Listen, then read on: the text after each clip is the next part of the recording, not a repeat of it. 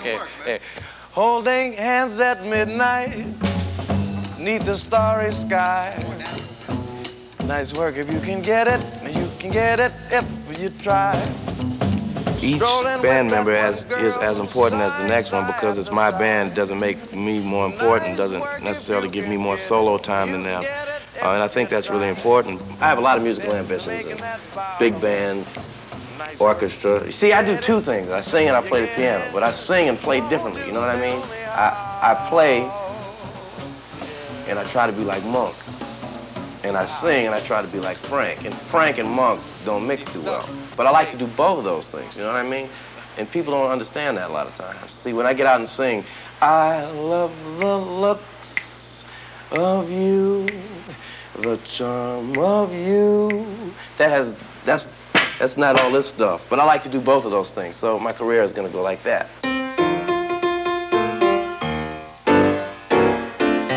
If you're in show business, you do a lot of traveling.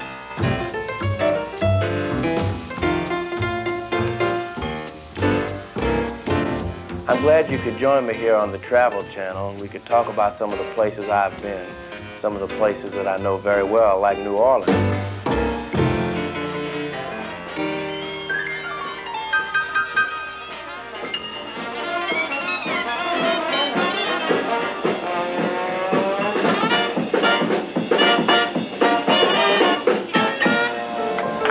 I was born in New Orleans in 1967 and started playing piano when I was about 3 years old. Being in the French Quarter when I was growing up, there's a myriad of Dixieland tunes that I started learning from an early age. I remember I did 2 Dixieland records when I was about 9 and 10 with some great New Orleans musicians, Teddy Riley, Freddie Coleman, Placide Adams, Walter Payton, all these great guys. I remember one time, Eubie Blake came to town. We were at the Royal Sonesta Hotel. I believe it was the Royal Sonesta, maybe it was the Royal Orleans.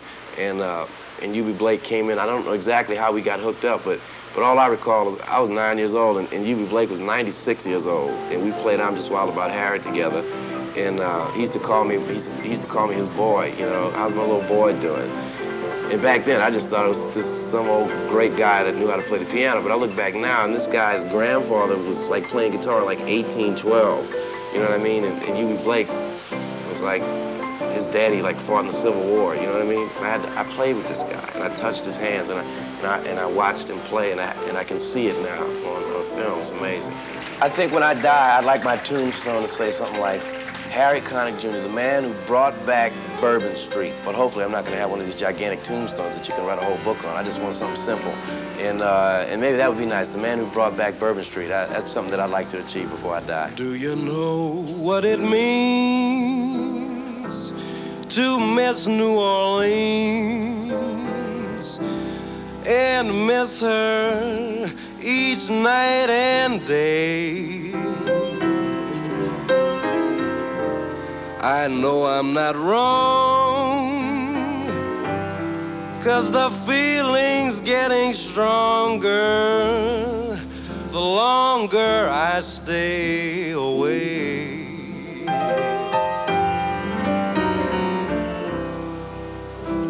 Miss the moss-covered vines, tall sugar pines, where mockingbirds used to sing. And I love to see that lazy Mississippi hurrying in to spring. Moonlight on the bayous, Creole tunes fill the air.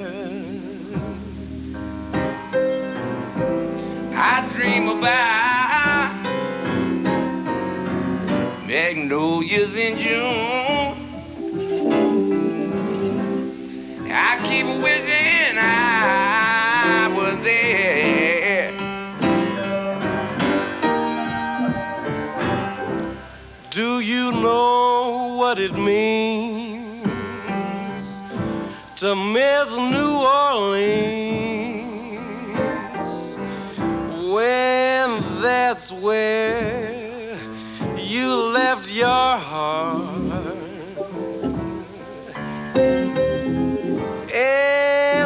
there's one thing more. I miss the one I care for more than I miss New Orleans.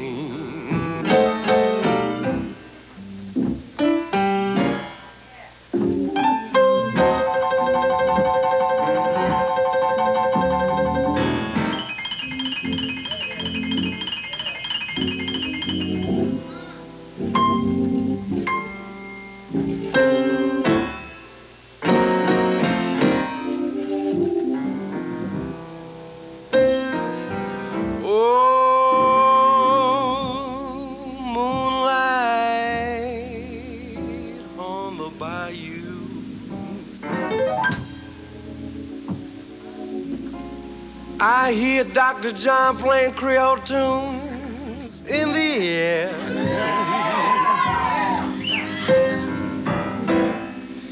I keep dreaming about making New Year's in June. You walk down Bourbon Street, I see every kind of plane there. Do you know what it means to miss New Orleans when that's where you left your heart?